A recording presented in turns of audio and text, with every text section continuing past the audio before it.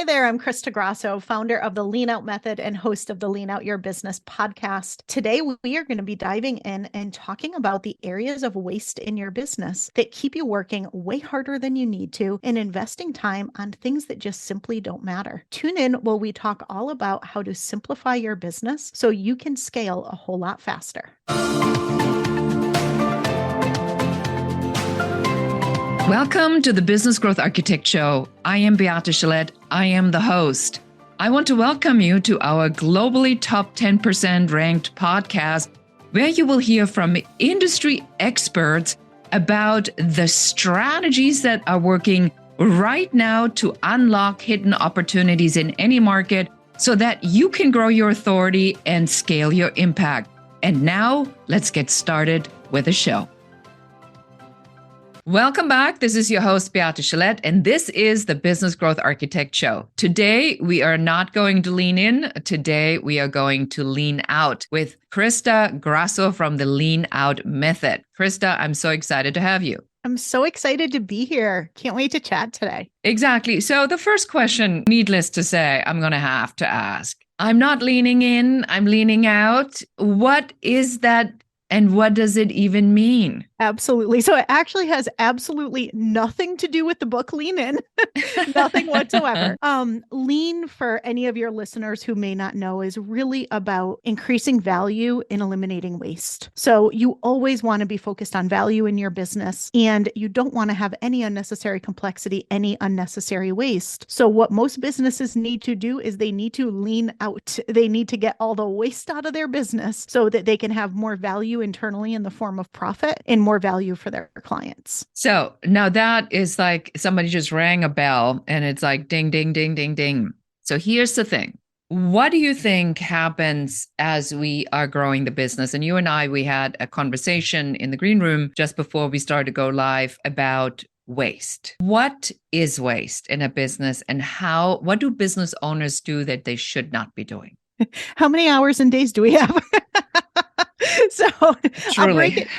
I'll break it down to some essentials. So first of all, if you think about waste is really anything that you are investing time, money, or energy and focus into that's not providing profit for the business or value for your clients. It's really just, if you think about how precious the resources are that you have in a business, especially in a small business, you want to know that you're going to get the best possible return and that you're investing those things in the best things right now. Waste is anything that's not that. And as I've gone through and really worked really closely with a lot of coaching and consulting and service-based businesses as they're scaling, I've picked up on 10 core areas that I see people wasting a lot of time and a lot of money in their business, which keeps them from the profits that they want. And it keeps them working way harder than they need to with a whole lot more complexity than they need in the business. So why does a business owner create that kind of complexity? If you think about back to the early days when you first launch your business, the nature of what we do, where we're trying to find our product market fit and we're trying to find that right thing for the right person at the right price, is we tend to say yes to a lot of things. We're in a place where we're naturally adding, well, let's try this. How did that work? Let's try this. How did that work? And so it's a more place of business. Eventually we hit product market fit. And what we tend to do, which isn't what we should do, but we've built this muscle of saying yes to all the things and trying all the things and doing all the things. So we just, in the effort of trying to grow, continue to add, and we don't take the time to subtract out the things that are no longer needed or the things that aren't actually going to get us where we want to go next in the business. And so I think in the nature of first trying to find our footing in business and start to build a profitable business, we just build a muscle of constantly saying yes and adding complexity into our business. And we never usually pause long enough to take the time to recognize what we actually need to keep doing. And we aren't really intentional with our time, which causes us to overwork, and it causes us to end up in a place of overwhelm and frequently burnout. I could not agree with you more. I have this thing where I looked at the internet marketing world, right, with all the big internet marketers, and I realized that the whole system is built up to have you want one more thing. Let's say you do the product launch and then you realize you still need to hack your funnel. And then you realize you still need to speak from stage because you need to get the leads. Then you still need to learn how to sell from stage, but not before you learn how to make an offer from stage. And so next thing you know, you are in program after program after program. And it's always that next thing, the one more thing that you really need to be doing. So what I'm hearing you say is that you help people to really catch themselves as they're going down this rabbit hole. You have something that's called a waste assessment. That's probably what you just mentioned, like the 10 points. Will you give us a little bit of an outline what that is? Like, is it basically a diet, a business owner diet of some sort?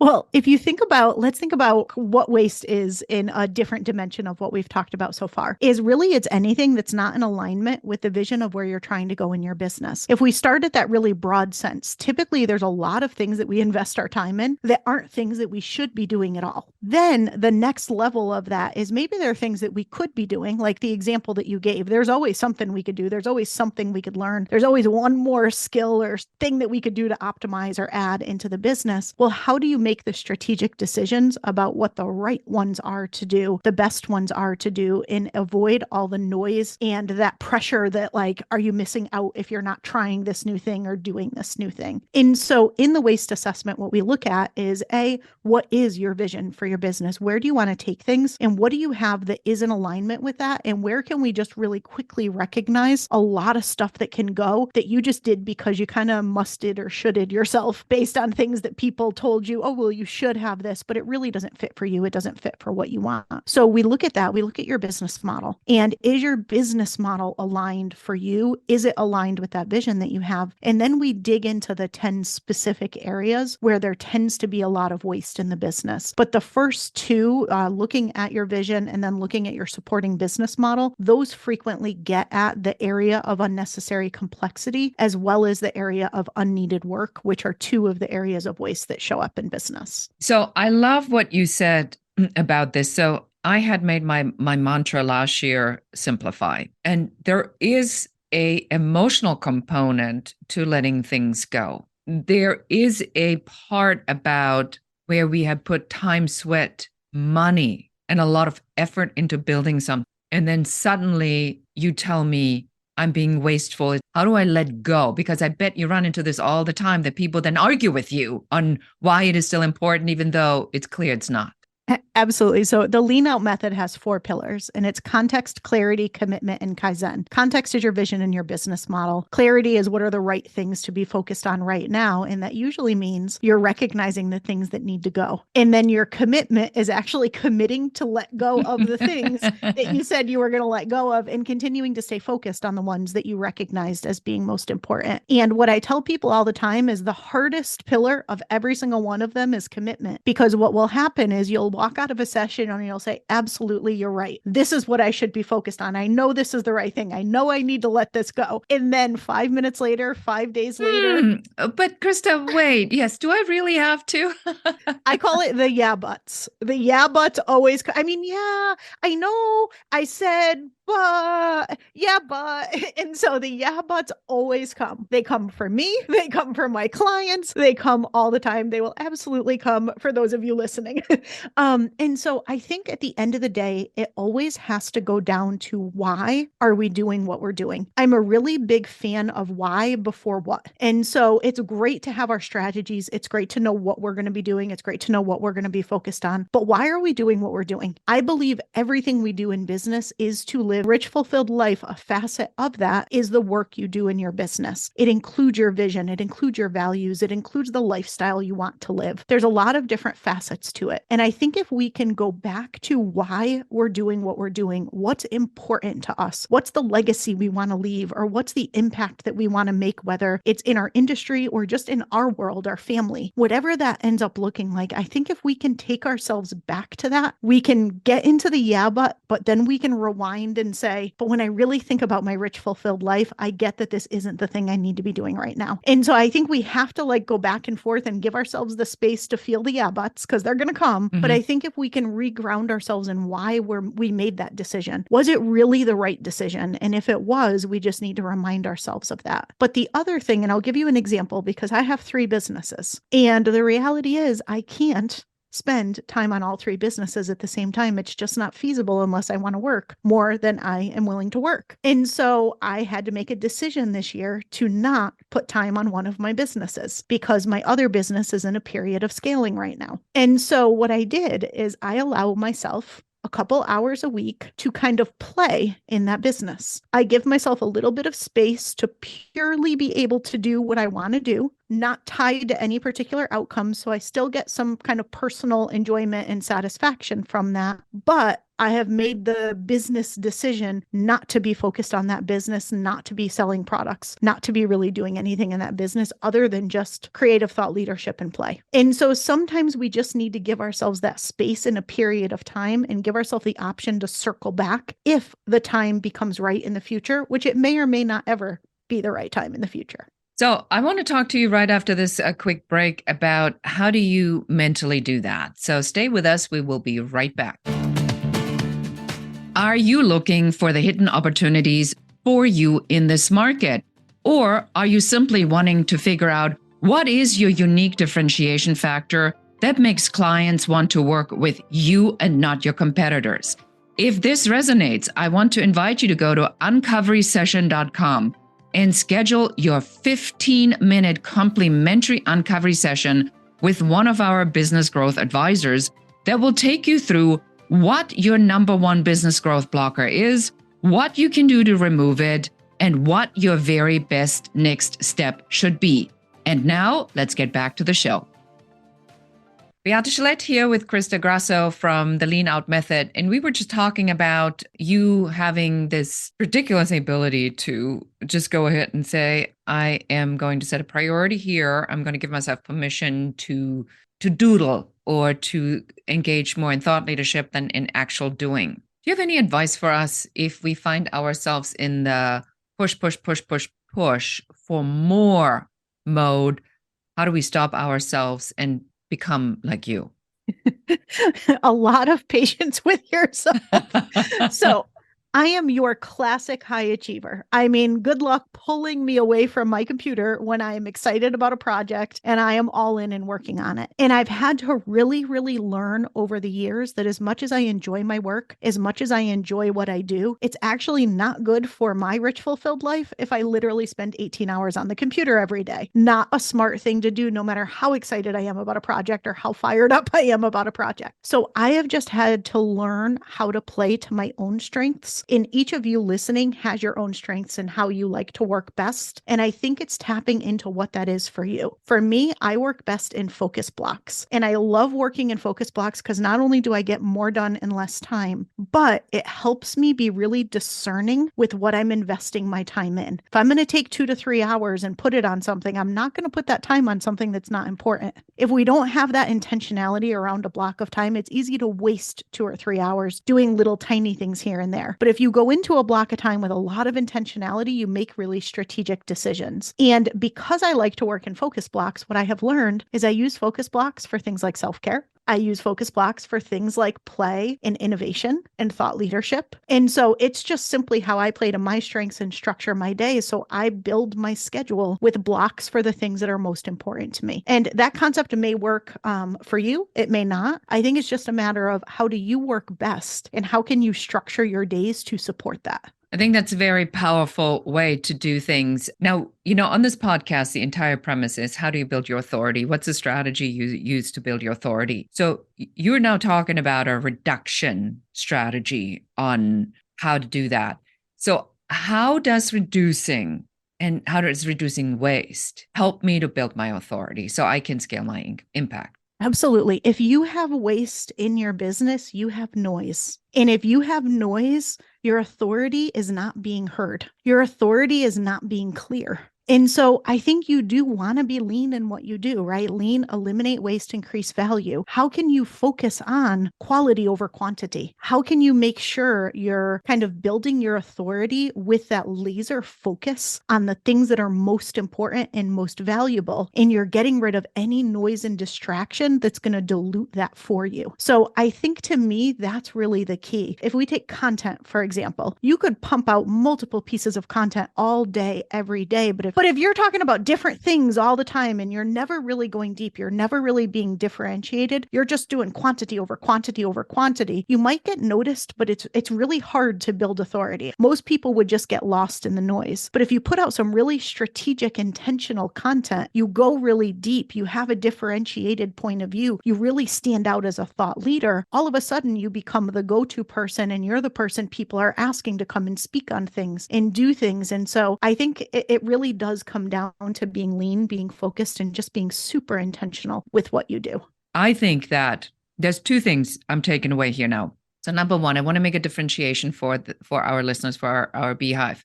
Is so number one, when, in my world, we create signature growth systems. So we take knowledge and we put it under one umbrella so that it sounds like one cohesive system. That's different than doing different things. So if you have a client transformation journey within your area of expertise, that's just a client transformation journey. So when people say get rich in the niche, it's not that you have to pick one piece of the client transformation journey. You can, and you do the same thing, Crista. So you help them with different things. You help them with the people, the hierarchy. We help them with eliminating waste. You help them with the scaling plan. You do different things, but you have one umbrella over it. Everybody says get rich in the niche, and I don't want to. And I look at it and like, well, it's a cohesive system. You just don't call it a system versus over diversifying. Where are you on this?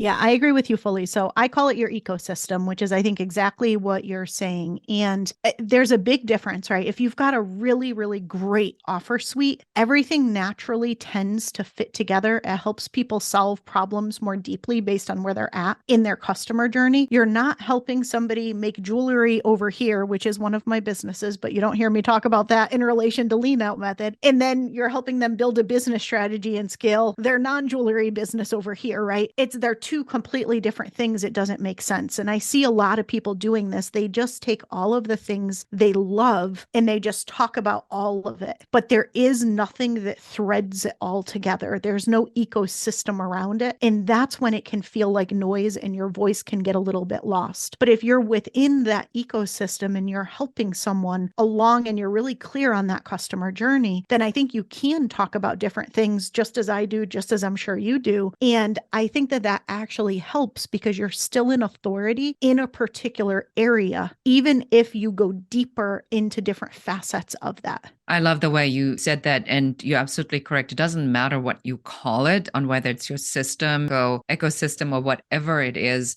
but every business, especially now with the influx of tens of thousands of new coaches, consultants, and experts in the market. If you don't have a differentiation factor, if you are a life coach, a business coach, or consultant, I don't even know how anybody would be attracted to you. Then you have started the race to the bottom of this. What would you tell our audience and say, here's how you start to simplify this. Here's how you start to remove complexity. Is there any advice you can share with us, please? Yeah, if there's absolutely one takeaway that I would give is to go back and revisit your vision. And when I look at vision, I do vision across three facets. I think there's obviously the vision for your business itself in the future, but there's also your personal vision because we're very tied to our business. And there's the lifestyle you want to live, there's the amount you want to work, there's the role that you want to have in your business, and the type of work you want to be doing in the future in your business. But the piece that I see missing a lot from vision that I think is really important is your clients of tomorrow. So look to the future for the clients that you're working with as well. And how are they different? How are their needs different? Is your client growing and evolving with you so your offers need to grow and evolve with them? Or are you serving like a startup market where you're always attracting new people? That's going to have a big impact on what you're doing. And so I think if you can get that clarity of vision, then just take a look at, are you doing things that are in support of that? Is your business model in support of that? Or are you doing a lot of legacy stuff because you feel like you should, or because you used to and you're too scared to let it go and finally move on from it? Like, are the things you're doing going to take you where you want to go? And it's very rare that I find someone who does not have some things that they can cut, which will give you back time. It will help you eliminate complexity, and it will give you enough momentum to be able to move forward and continue to eliminate the rest of the waste that slows you down from growth and scaling. I have a personal question for you. So judging by, what I perceive your personality type to be, would it be a fair assessment to say that there was a point where more was what you were doing, more and more and more. What did you do to stop yourself from doing more, but doing less and doing it better? There had to be something. Oh, it did. Yeah, it was so I had launched my jewelry business back in the early 2000s. I scaled it very, very quickly and I scaled it through hustle. I worked around the clock. I ended up in a point where my marriage almost ended. I had an ulcer. I was really sick. I had a lot of health issues. I burned myself out really, really badly. And at the same time, my business was struggling. I was trying to figure out what to do in the business. I couldn't work any harder. There literally were not any more hours in the day to work. And I realized I needed to do something different. And that was actually the birth of the lean out method. That was where the entire method that I work with today came from. But also it was in that, I'll say like rock bottom, if you will, pivot point, if you will, that I just realized my natural tendencies go in that direction. And so I needed to put things in place for myself to protect myself from myself so that I was setting myself up for success. And I also just from a mindset perspective had to accept that hard work does not equal success. Smart work equals success. And sometimes that smart work is you're rolling up your sleeves and putting in the hours. Sometimes that smart work is you're making the right strategic decisions. But I really did have to focus on how could I be really intentional with what I'm doing, make sure I'm doing the right things, making sure I'm keeping things lean instead of just continuing to do more until I get myself so burnt out that I'm going to fail or my business is going to fail because of the health of the business or the health of myself. So it was very much a lesson learned. There were multiple things. So there was a physical aspect, but you also had to shift your mindset into the belief. I think I'm so excited that I get to talk to you about this because you and I were like kind of very similar, I think, in that. And I find myself in life at different points in my career. I just keep getting back to that, working harder, working more, taking my self-esteem out of my work because it's so gratifying, then being angry at myself if it doesn't, then not being able to work more, not being able to take the time off, telling myself I'm building this. How do we maneuver this double binding message that we are just constantly bombarded with? What did you do?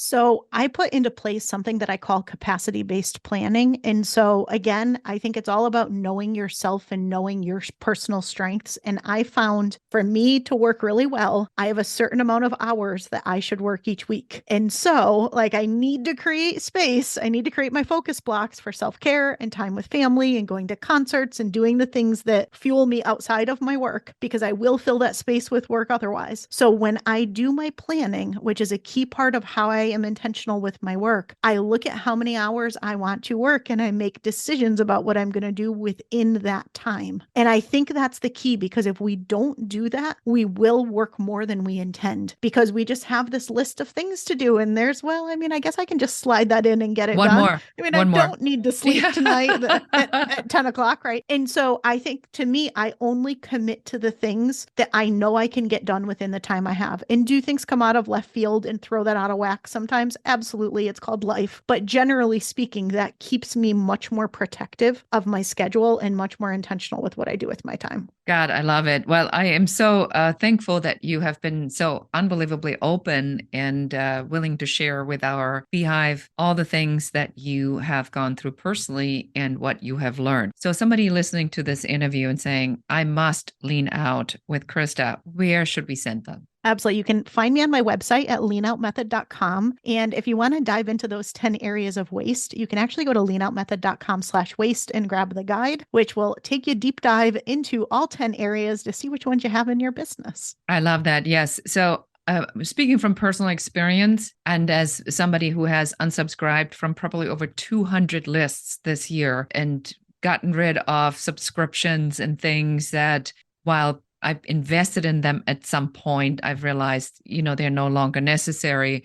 Through the purge, I have gone myself. I will tell you, if you're listening and you're hearing this, this is not a coincidence. It means that you probably are being called to something right now, and that is to focus your efforts, get rid of the waste, lean out of all the stuff that's not producing results. Crista, it's been phenomenal to have you on the podcast. Thank you so much for being here. Thank you so much for having me. And that's it for us today. Thank you so much for listening or watching. This is Beate Gillette, the Business Growth Architect, and goodbye. Thank you for listening to or watching the show. We are so excited that you're here and we are very grateful for you. Now it's our turn to ask you for help. Please do share this episode with one other person that needs to hear what we were talking about today. If there's any question you have about business, please do reach out to us and let us know. And don't forget to schedule your complimentary Uncovery session at uncoverysession.com, where one of our business growth advisors will help you to figure out what your number one business growth blocker is in only 15 minutes. And that's it for us today. Until next time.